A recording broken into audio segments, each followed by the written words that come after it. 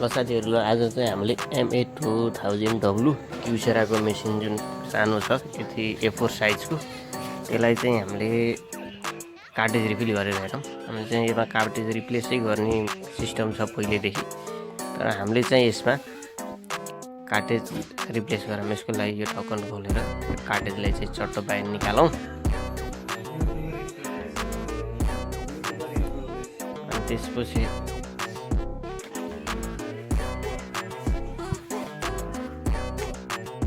यसको लागि केही गर्नु पर्दैन। यसको साइडबाट एउटा ढक्कन खोलौँ अनि त्यसपछि अरू चाहिँ काम बनिहाल्छ। केही खासै ठुलो कुरा चाहिँ छैन यसमा होइन। त्यो एउटा जुन एउटा लक हुन्छ त्यो माथितिर फर्केर बसिरहेको हुन्छ कि त्यो चाहिँ सानो, त्यो यतापट्टि तानेर आउनु है। त्यसलाई चाहिँ हामीले यता अर्को साइडमा लिएर आइयो भने चाहिँ त्यो चाहिँ फिक्स हुन्छ। त्यसको चाहिँ मेन प्रब्लम चाहिँ त्यो लक चाहिँ हो। त्यसको लागि स्क्रुड्राइभरले त्यो दुईवटा लक नटहरू चाहिँ खोलौँ।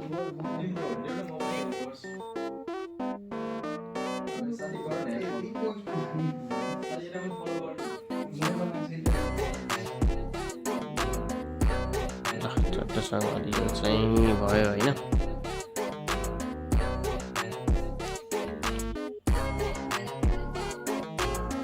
खासै गाह्रो होइन, बेसी गाह्रो पर्ने लक हुन्छ। दुईवटा लक निकाल्यो बाहिर निक्लिन्छ। अन्त माथिको क्यापलाई चाहिँ यसो एडजस्ट गर्नुपर्छ। पछि केही समस्या छैन, यसले चाहिँ चट्ट मिलिहाल्छ होइन।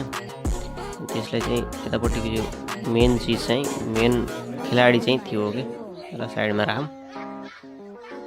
मेन खेलाडी चाहिँ यो यसो घुमाउने, हल्का हल्का तलपट्टि छुटेर हल्का यता साइडमा घुमाइयो भने चाहिँ त्यो अनलक हुन्छ कि त्यो चाहिँ आफै अटोमेटिकली। खासै गाह्रो छैन। त्यसलाई हल्का तल राख्ने, त्यसलाई सट्टै यतापट्टि घुमाउने। ल बाटो निस्क्यो नि त होइन, हल्का घुमायो अनि निस्क्यो। यस्तै निकाल्नुपर्छ त्यसलाई चाहिँ। त्यसलाई केही गर्नु परेन।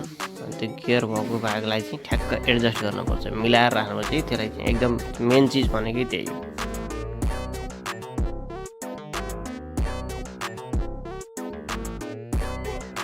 त्यो भागलाई चाहिँ ट्याक्क मिलाएर हाल्न चाहिँ जानुपर्छ है। त्यो ठ्याक्क गियरको साइडमा त्यो गियरसित मिलाएर त्यसलाई चाहिँ यतापट्टि अर्को कुनामा ल्याएर राखिदिनु। जो कुनामा थियो यताको कुनामा आयो होइन। त्यसलाई चाहिँ टक्क स्क्रू लगाइदिन्छ।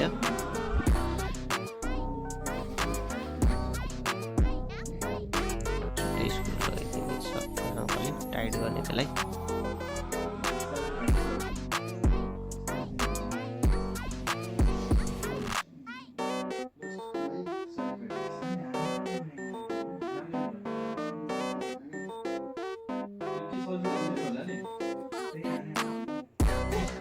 अब यसलाई चाहिँ अब मेसिनभित्र हालिदिउँ चट्टसँगले।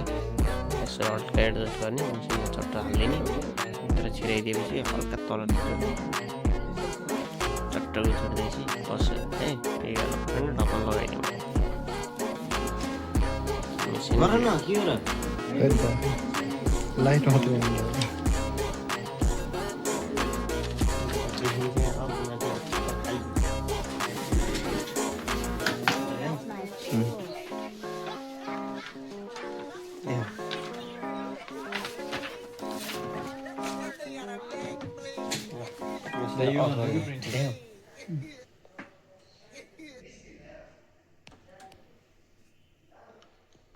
मेसिनलाई चाहिँ रिस्टार्ट गर्ने है। अब ट्याक्क सुरुमा एकचोटि चाहिँ अफ गरेर अन गर्ने। फेरि यदि कुनै फेरि त्यस्तो इरर आयो भने, केही स्वासु केही गऱ्यो भने चाहिँ मेसिनलाई एकचोटि रिस्टार्ट गरिदिनु।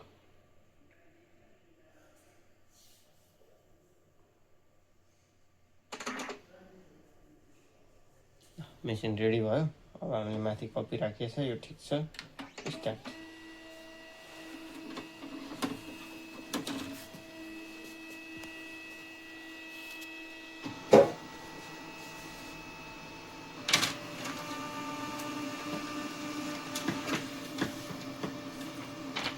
ल हामीले गरेको प्रिन्ट चाहिँ छ्याक्क भयो।